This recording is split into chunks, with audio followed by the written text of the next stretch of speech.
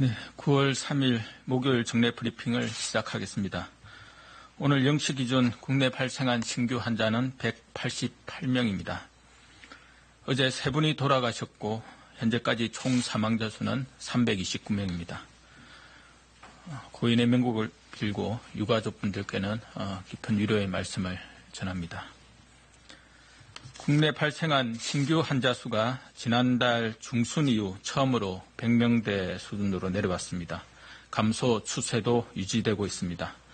국민 여러분들께서 경각심을 갖고 확산을 차단하는 노력에 적극적으로 동참한 효과가 점차 나타나고 있다고 판단되며 이에 대해 깊이 감사드립니다. 그러나 수도권의 신규 환자는 148명으로 4일째 100명대 수준을 여전히 유지하고 있으며 수도권 외 지역에서의 확산도 지속 중입니다. 또한 종교시설, 실내 체육시설, 병원, 학교 등에서 집단 감염이 산발적으로 이어지고 있어 환자 감소폭이 크지 않다는 점에서 아직 안심하기는 이런 상황입니다. 이번 한 주간의 집중적인 거리두기를 통해 환자 발생을 대폭 줄여서 방역망의 통제력을 회복하고 의료 체계의 부담을 줄여야 일상을 다시 찾을 수 있으므로 조금만 더 함께 노력해 주시기 바랍니다. 수도권에 대한 강화된 사회적 거리두기 조치가 오늘로 5일째가 되었습니다. 지난 주말에 휴대폰 이동량을 분석한 결과 수도권의 사회적 거리두기 시행 후 2주간 약 25% 감소한 것으로 나타났습니다. 수도권 주민 여러분의 적극적인 동참에 감사드리며 사람 간의 접촉을 최소화하는 노력이 계속된다면 이러한 감소 추세는 계속 이어질 것으로 기대하고 있습니다. 그 어떤 방역 조치보다도 국민 한 분 한 분이 스스로 방역 주체가 되어 실천하는 사회적 거리두기가 가장 강력하였다는 점을 꼭 기억하여 주시기 바랍니다. 정부도 전국적인 감염 확산의 위험을 막기 위해 모든 역량을 결집하여 대응하고 있습니다. 각 지자체의 공무원들이 최대한 동원되어 현장 점검을 통해 방역 수칙 준수 여부를 점검하고 안내하고 있습니다. 어제는 중앙합동 점검을 통해 교회 61개소 등 214개소를 점검하여 방역 수칙 위반 등 8건에 대해 조치하였습니다.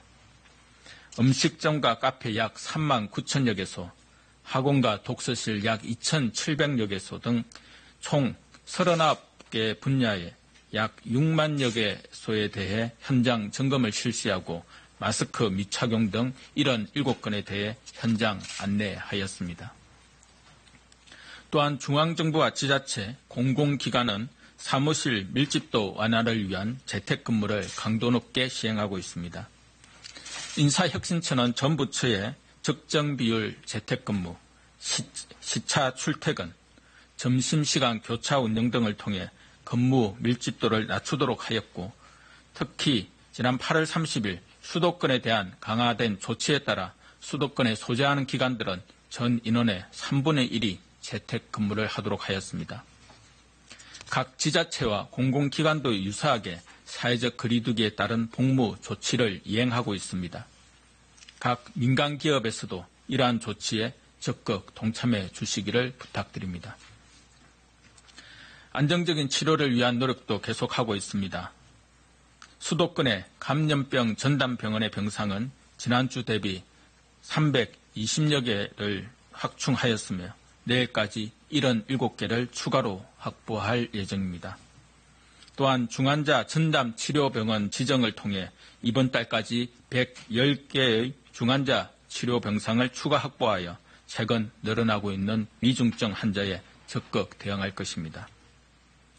한편 국방부는 수도권 중환자의 병상 확보를 위해 국군 수도병원의 8개 병상을 중환자 병상으로 전환하여 내일부터 사용하게 됩니다. 또한 22명의 군의관을 우선 파견하여 병원, 생활치료센터, 선별진료소 등 총 9개 기관을 지원할 예정입니다. 코로나19 확산 초기부터 의료와 검역뿐 아니라 현장 방역과 시설 운영에 적극 지원해주고 계신 우리 군에 깊은 감사의 말씀을 드립니다.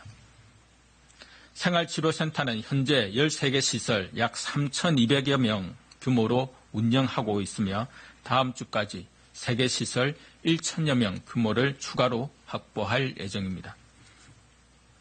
이번 한 주는 코로나19의 대규모 유행을 저지하고 안정화시키는 데 가장 중요한 결정적인 시기입니다. 많은 영세 자영업자들께서 피해를 감수하고 강화된 2단계 거리두기가 실시되고 있습니다.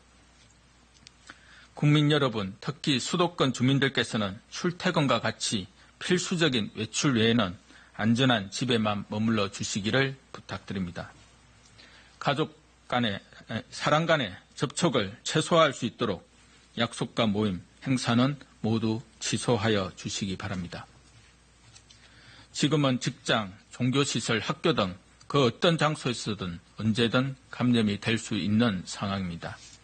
잠깐의 방심이 우리의 일상을 아주 오래 멈추게 할 수 있다는 점을 잊지 마시고 긴장의 끈을 놓지 말아주시기 바랍니다. 거리두기가 장기화됨에 따라 많은 분들이 지치고 있고 이에 더해 방역 조치에 대한 비협조, 방해 사례와 전공의들의 집단적 진료 거부 등으로 걱정이 커지고 계실 것입니다.